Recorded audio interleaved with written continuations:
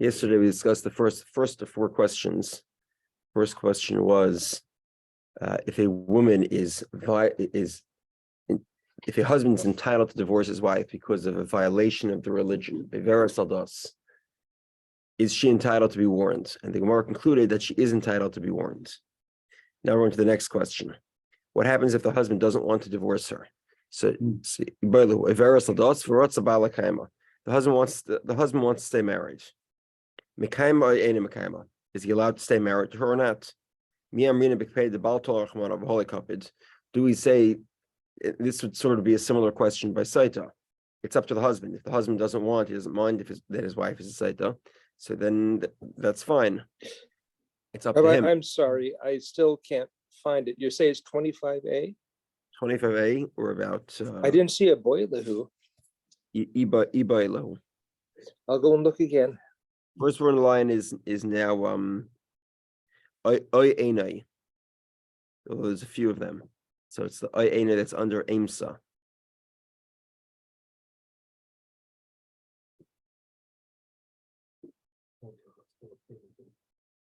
Eight wide lines down. Oh, I thought we were 6 lines down. That's why. Got it. Okay, 1 second. Okay, me, I'm going to be created about Torah one of all the cup. Do we say it's up to the husband if he doesn't mind? By Dilma keeping the cup, or do we say that because the 1 second, because it's normal that the husband would want his wife to be religiously observant, specifically as it pertains to the monogamous nature of the relationship. So then this is considered sort of a universal thing. It's not up to the husband to say no to it. Presumably, the overwhelmingly vast majority of husbands want their wives to be monogamous, and therefore all husbands are considered to be demanding of that. And it's not up to the husband if she no longer wants to be monogamous, or at least wants to engage in promiscuous behavior that would imply otherwise, then he has to divorce her. It's not up to him. Okay, so the Gemara says, let's try to prove this. Toshma, these women, the court will warn them to stay away from a specific man if she's hanging out too much. Mishan is the husband became deaf, or he went crazy, or he went to a prison. But if you're telling me that if the husband wants to keep her, in other words, the husband wants to stay married, then he's able to stay married to her. So then how could Bezdin warn her? Why would the court be involved in something that perhaps the husband doesn't want? Maybe he doesn't mind that his wife is hanging around. And if that's the case, then why is the court warning her? The Gemara says, typically a man would want his wife to be loyal, and therefore if the court sees that perhaps she may be unfaithful, they're entitled to warn her, even though maybe there was some small minority of husbands that wouldn't care. Okay, that takes care of the second question, which remains unresolved. Now we get to the third question. Okay, the question is as follows: Can a husband forgive his kinoi? So he warns his wife to stay away from a specific man, and now he wants to renege on that, and he wants to say no. You can be with whoever. I don't mind if you're with him, and hence, if he forgives his kinoi, so then there's no stira because she wasn't warned. Does that capability exist? Kinoi of machal, is the kinoi forgiven? Or is it not forgiven? Mi amrina, do we say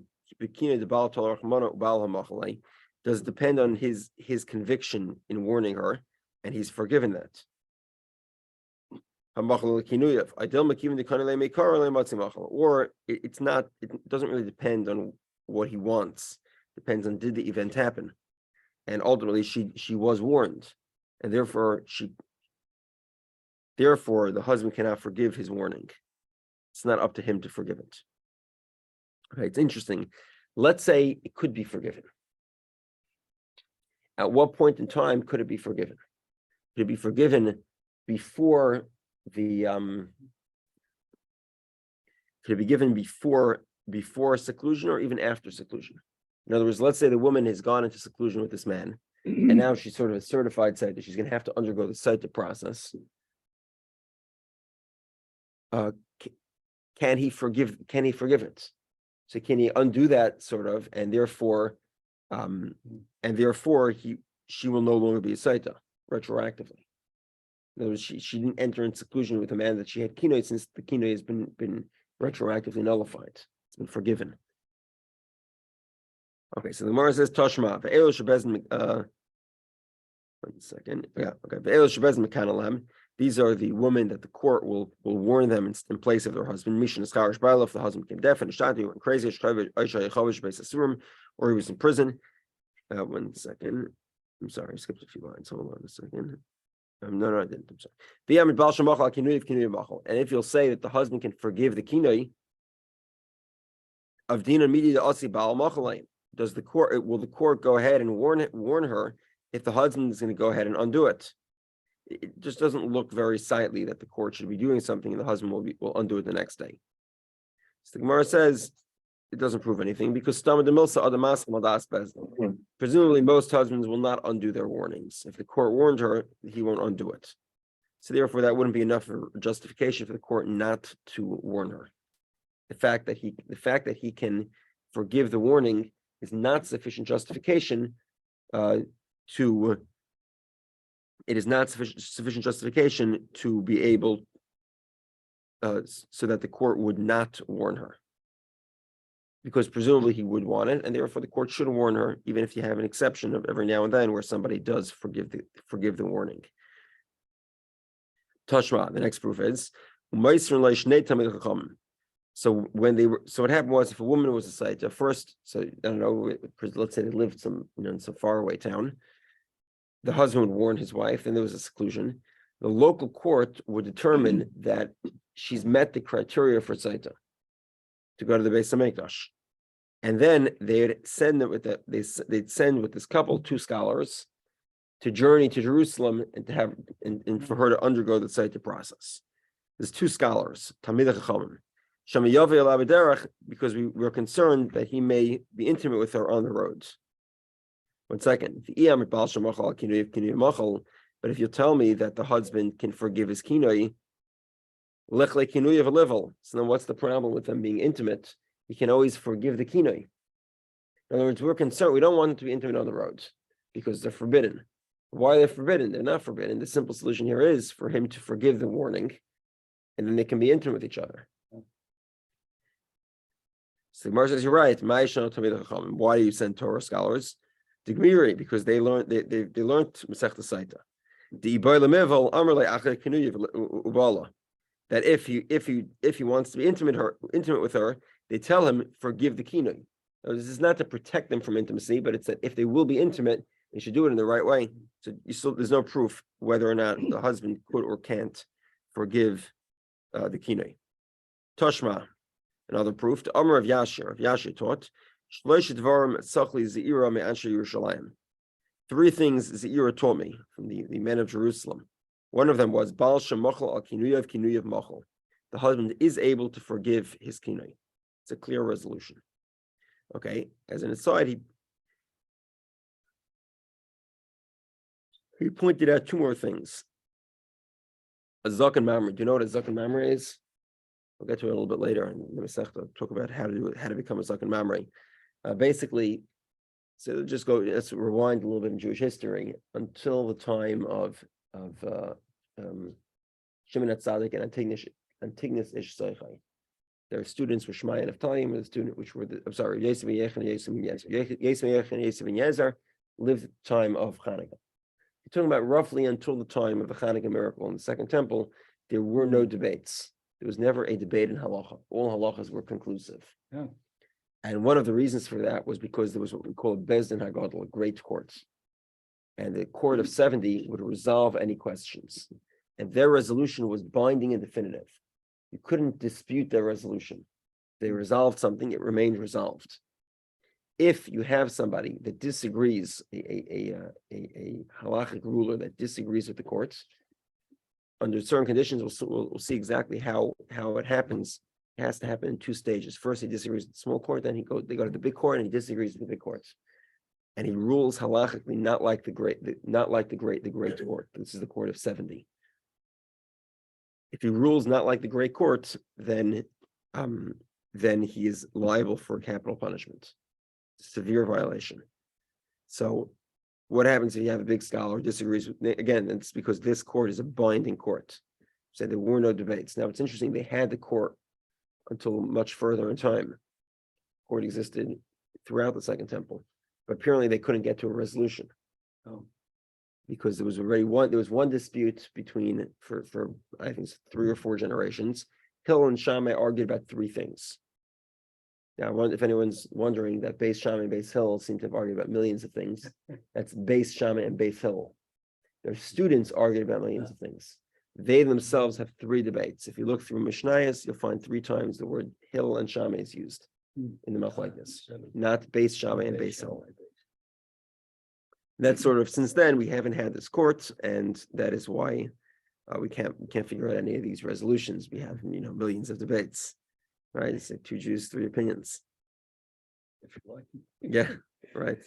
So anyway, this is what a Zaken Mamre is. A Zaken Mamre is it's later on in the Masechta we'll learn about the laws of how to become a Zaken Mamre. Why I got into Sotah, I'm not sure. But a Zaken Mamre is somebody who's rebelling against the high court. This is the court of 70. This court does not exist. It hasn't existed, for well over 2,000 years. So you have a Zaken Mamre, Sherotzu Bezin Limchalei. Apparently they feel bad for this guy. So this is the court of 70. They want to forgive the guy who went against them, spare him from capital punishment. So Moichlei, they're allowed to forgive him. You together on that? Yeah. Okay. Then there's another halacha, which you will not learn that much about this Masechta, called the Ben Sarah Umayra. The Ben Sarah Umayra is commonly referred to as the rebellious child. Okay, this is an interesting situation, very unique. It's the only situation where the Torah basically has he's not a child, but he's not yet an adult, so he's just at puberty, and he gets killed because he exhibits behavior that clearly will result in him killing people in the future. It's a very unique category. Generally speaking, the person gets killed for his actions. Penalties are given for actions, except in the case of Ben Sarah Umayra, where his actions are sort of borderline and not significant enough to earn capital punishment. So what happens? What's the Ben Sarah Umayra? He's stealing from his parents, and he's consuming addictive substances. Okay, in order to actually make somebody Ben Sarah Umayra, it's extremely difficult. Parents have to be of similar height and similar voices. Yeah, it's one of the conditions. So it's not according to one version, the story never happened. Apparently, another person said they went past the cemetery and they saw the burial place. It said, "Here's buried Ben Sarah Umayra." So some say that he doesn't disagree. He just means that this guy ended up killing people and he ended up dying. In other words, the consequence of Ben Sarah Umayra was realized. Okay, maybe actually it actually was somebody who was killed as a child. Maybe he was just giving he was pointing out the significance to the concept of Ben Sarah Umayra. Whatever it is, Ben Sarah Umayra is brought to court by his parents, father and mother. If he doesn't have 2 parents, can't be brought to court. Another one of those many exclusions. Why Ben Sarah Umayra is extremely difficult to have ever occurred. Okay, Shiratzu Av Ima Limchalei, and let's say his father and mother want to forgive him and spare him from the death penalty. So then, according to this according to Rav Yashia, Meichlei, they may forgive him. Okay, so this is Zeira, the man of Jerusalem, who tells this to Rav Yashia. So what happens? When Rav Yashia brings this Torah idea to his friends, his Talmudic scholars in the south, Al Shnayim Haiduli, they agreed with him. They agreed with him on 2 categories. They did not agree with him that the court has a right to forgive a Zaken Mamre.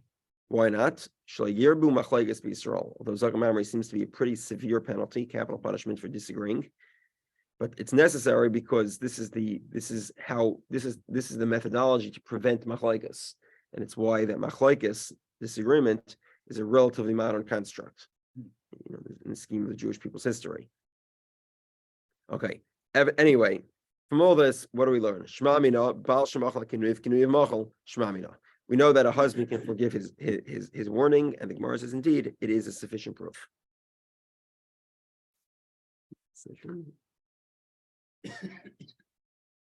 Okay. Now, the last question is, when is he able to forgive the kinui? So this is subject to a debate. Pligibar of Achav Ravina. Chadamar, one of them said, Kaidim stira mochel, la'achav stira ene mochel. He can only forgive his warning prior to the seclusion. After seclusion, he cannot forgive the warning. The Chadamar, one says, la'achav stira nami mochel. Even after the stira, he can also forgive the warning. The Gemara rules, Mistaver, it makes sense. Command Amar ene mochel. According to the opinion that says that after stira, you cannot forgive the warning. Mimai, how do we know this? Midikama Rabbanon l'Rabbi Yossi. Because of the rabbi's reply to Rabbi Yossi. The Tanya we learned. Now, this is with regard, so again, we said the Sotah process begins in a local court. They determine that the woman is eligible for the Sotah procedure, and then they dispatch them to Jerusalem. Okay, now, are we concerned that the husband will be intimate with her while traveling to Jerusalem? The Tanya, Rabbi Yossi says, Baila nemen Allah mikal v'chaymer. Rabbi Yossi says it's not necessary to send someone to accompany them on the trip to make sure they're not intimate with each other, because the husband is believed. Mikal v'chaymer from mikal v'chaymer. Just like a regular husband with his wife when she's a nida is believed. And nida, the penalty of nida is much more severe. Shehi b'karis. It's a violation that occurs the penalty of karis, which is death by heaven. So Baila nemen Allah, the husband is believed. Sotah shehi b'lav loy kolshkin. Sotah where the penalty is only a lav, it's lashes. So then certainly it's a much lighter penalty. For sure, the husband should be believed. Amrulais, they said to him, Lo yemamarta b'nidish kin yesh laheter. Tayyim b'seidish she'en laheter. They said there's another. The rabbis disagreed with him because he said there's another distinction. And what's that? With regard to nida, woman is menstruant for a certain amount of time, and then she's no longer menstruant, and therefore the husband's able to be with her after she goes to the mikveh, etc. Count 7 clean days. Okay. However, with regard to a woman who's a sotah, is if she was actually if she actually slept carnally with another man, then the waters will kill her, and she will never be permitted again to her husband. So she has no heter. There's no way to permit her to her husband, and therefore, because there's no way to permit her to her husband, so therefore we're more concerned that he might be intimate with her. In other words, by nida he'll think to himself, maybe I'll just wait. Whereas by sotah there's no waiting because there is no time at which point she will be permitted. But hold on a second. If you say that he can permit her after stira simply by forgiving the kinui, the warning, that he can forgive the warning after the seclusion, so then she could be permitted. How does she become permitted? He just forgives the warning. Because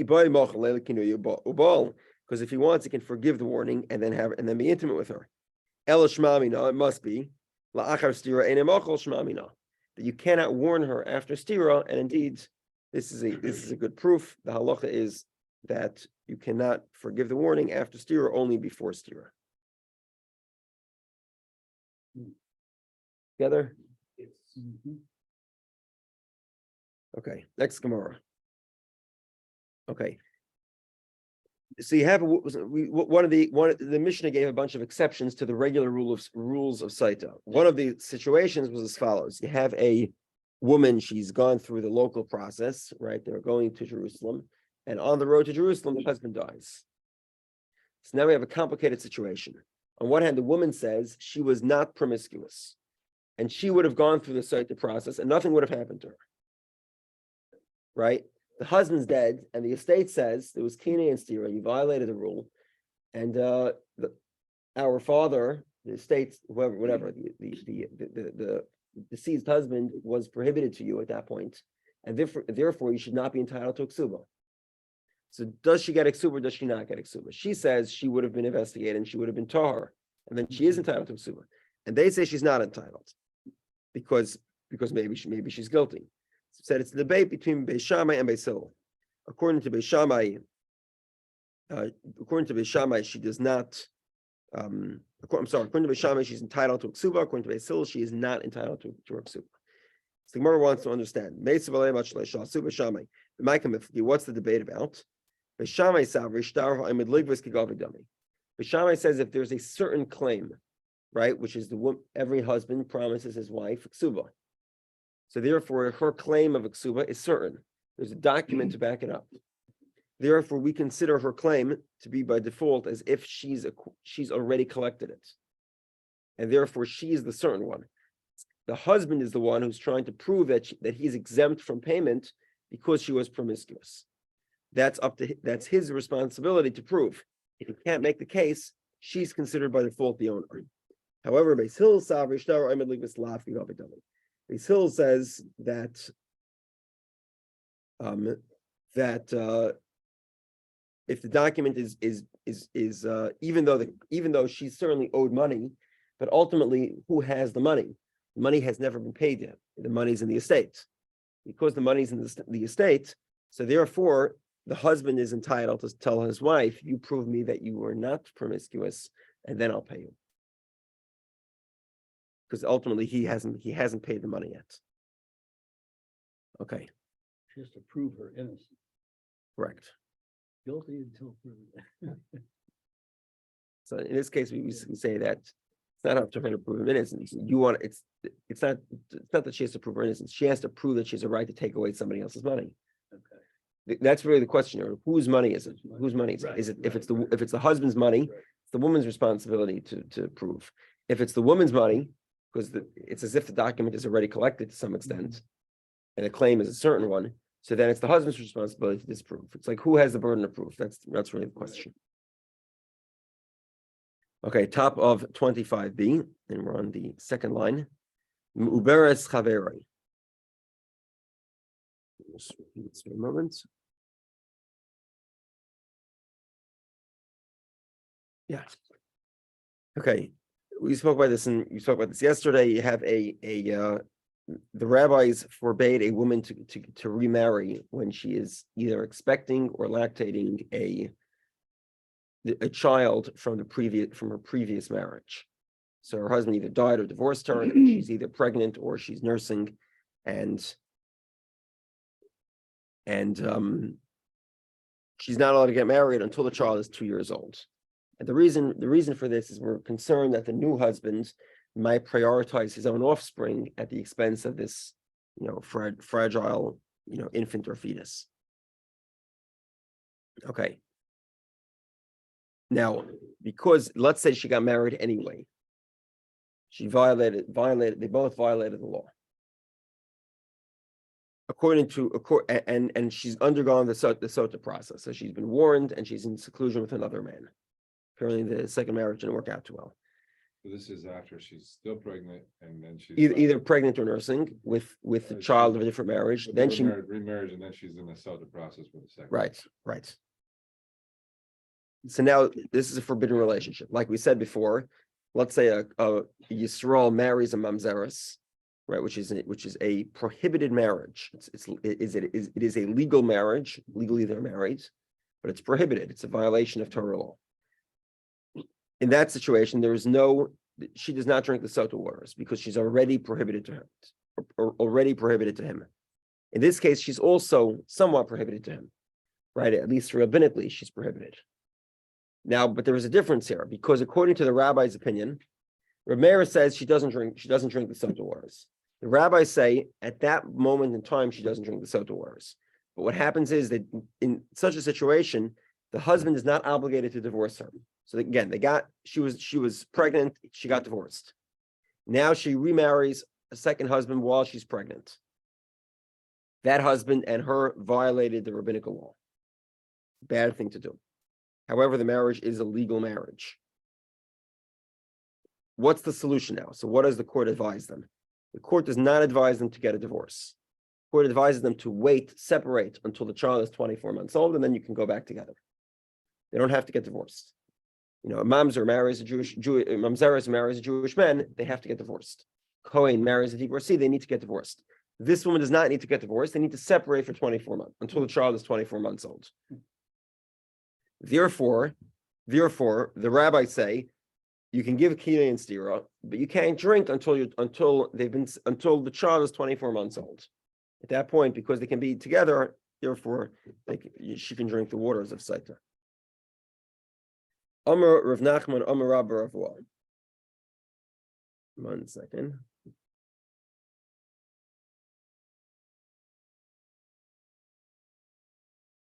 Hold on, okay, 1 second. Okay, we'll get to this in a moment. Okay.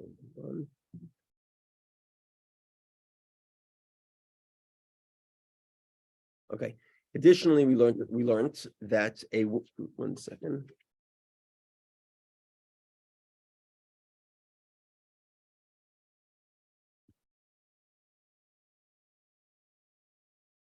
Okay, we learned about 3. 1 second. Okay. Yeah. Another thing we learned about was if you have so there is an obligation for every Jewish man to beget offspring.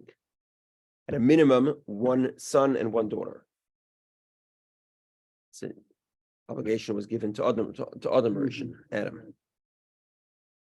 The obligation for a woman to bear children is less significant, let's say. It's not it's hard to quantify how you say less significant here. Yeah. Let's just say that a man's requirement is much more significant. And a woman, it's not like a woman is exempt from the requirement, but it's a less significant requirement. So one of the things they say is that, you have to command people that, that have sort of resistance. A woman has no resistance to having children, so it's less of a need to command her. Oh, they have more of a desire to have. Right. Okay. Anyway, so if you have a Jewish man who's married to a woman who cannot conceive, for one of 3 reasons: either she was born infertile, that's called an aileness. Typically, in that situation, although not exclusively, she also lacks other characteristics of her gender that typically form at puberty, secondary characteristics, although not necessarily. Or a woman who's post-menopause, right? She's a zkena, she's an older woman, or a woman that cannot conceive for another reason. What's this other reason? Typically because she had an event in her lifetime that rendered her infertile. Okay, those categories are called aileness, zkena, and akara, or misha'ena ruyuleled instead of akara. It means someone who became infertile. Now, if a Jewish man who does not have children marries one of those women, it's a prohibited relationship. Why? Because through this relationship, he will not have children, and he's obligated to have children. According to one opinion, the woman does not drink as a sotah because it's considered a prohibited relationship. According to the other opinion, it's not a prohibited relationship because he's always allowed to marry a second wife and beget children from his second wife who is fertile, because bigamy is permitted according to Torah law. Okay. Amar Rav Nachman, Amar Rabbi Yehudah. So Rav Nachman says the name of Rabbi Yehudah. Ba'akar uskena. B'achleges ba'akar uskena. Aval ayin l'stivra hakol lo'shoysa l'nat l'stubasa. Shenemer v'nixim Israel zera misha darka lazriya yotzu she'ein darka lazriya. Okay, as follows. So Rav Nachman says that when the Mishnah said aileness, it's incorrect. Aileness, remember, is a woman who's born infertile. This is a woman like Sarah Yemenu. Sarah Yemenu was born infertile. She didn't have the physical capacity to conceive, and God made a miracle and gave her that capacity.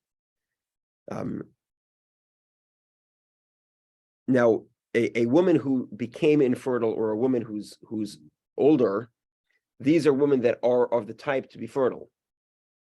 They just happen to be at this point. They no longer are. Whereas an aileness it was completely infertile, and therefore, because the Torah says that if she is not guilty, then she will become fertile. She'll have a child. It has to be a woman who's of the type to be able to have had children. But an aileness, a woman who's naturally infertile, she doesn't have that capacity, and therefore there's no law of Sotah for her. The Gemara asks, okay, in other words, he changes the Mishnah. Somebody who warns, the question of the Gemara is as follows: someone who warns to an arusa, this is the committed part of the marriage before the consummation, called Nisuin, or a woman who's waiting for Yivam. If before they consummated the relationship there was a stira, they don't drink and they don't take a ksuba.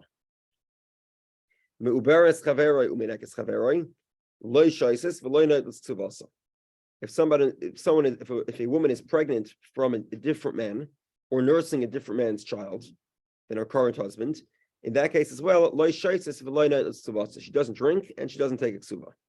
Divrei Meir. This is the opinion of Rabbi Meir. Because Rabbi Meir's opinion is the This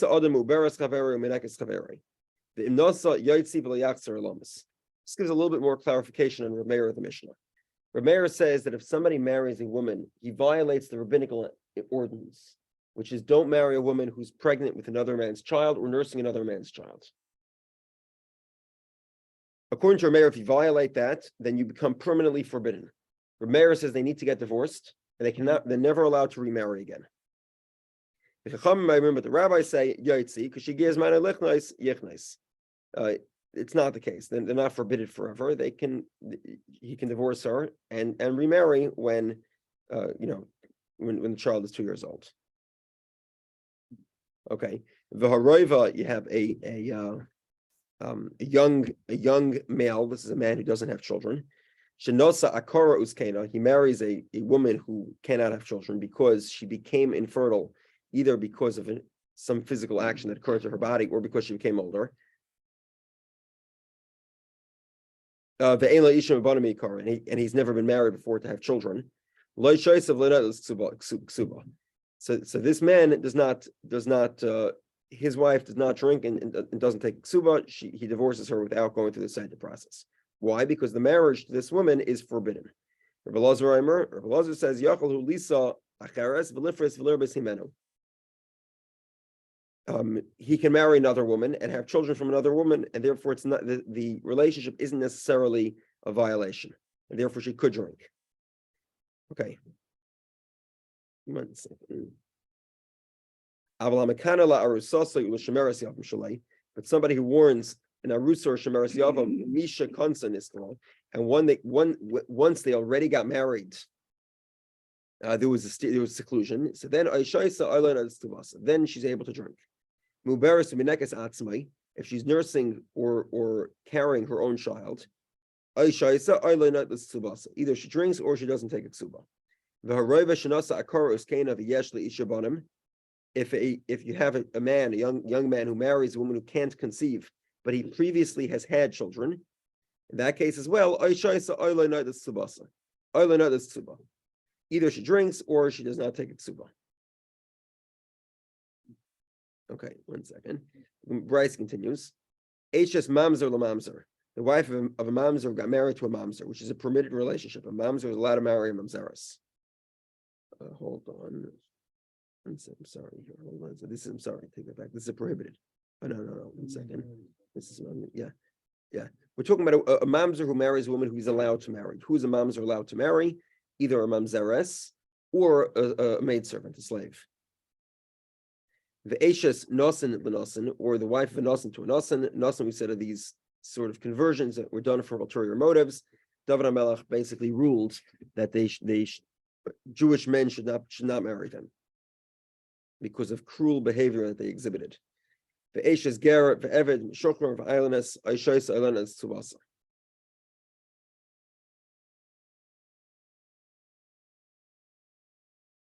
Okay.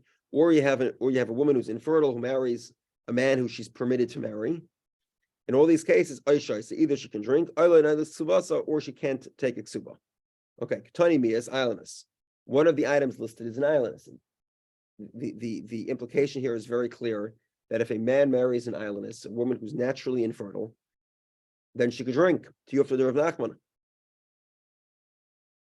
this is a clear question on Rav Nachman, who says, and according to all opinions, an islandist does not drink. So the Gemara says, Tanoi, it's a machloiges tanom, but no da'amri ki hai tana. It's an already established debate, and Rav Nachman here is just picking a side in this debate. What was the debate? The Tanya we learn. Shimon ben Elazar says, islandist loy shoysev leinotless ksubasa. An islandist does not drink and doesn't take a ksuba. Why? Shenamar v'nixim nisra zera mishadarko hazriya. The reward for a woman who's undergone the Sotah process but hasn't been guilty is that she conceives. Mishadarko hazriya. She has to be a woman who's of the nature to conceive. This woman is an exception because she's not of the nature to conceive. However, the opinion that disagrees is Rabbanon Hayvenixim is Rozer my Afdilay. What do they learn from this pasuk? They learn as follows: the Nixim is Rozer Shem Haisa Akara Nifkedes. Divrei Rabbi Kiva. Rabbi Kiva says that even if she was infertile, God will still provide her with a child. Amar Lai Rabbi Shmuel. So Rabbi Shmuel says this is a dangerous precedent. If that's the case, so all the women who are infertile, they'll all undergo the Sotah process to become fertile. Imken Yisru Kol Akaras v'Yifkedu v'Zu Hayav Le'Nistra of Sido. So if you have a woman who's an Akara, she's infertile, and she does not undergo the Sotah process, God will not give her a child. But if she undergoes the Sotah process, then God will provide her with the physical capacity to conceive a child. What does it mean? She will beget a child. If she was giving birth previously with difficulty, she gives birth with ease. If she was giving birth to female children, she gives birth to male offspring. Kitsarim, if they were short, they're longer. This probably means underweight, and they're a little heavier. Shchurim, if they were darker in color, Yeledes Lavonim, she has whiter children, more preferred children. So that's his interpretation of what V'nixim in Israel Zera means. It doesn't necessarily mean that she will have children. It means that it will become easier for her to conceive, or she'll have an offspring that's sort of more attractive. Okay, so basically the resolution here is, according to Rav Nachman, is saying that there's a machlokes tanom, and there's debate whether or not an islandist could drink the waters. One opinion says yes, the other opinion says no. Okay, great day.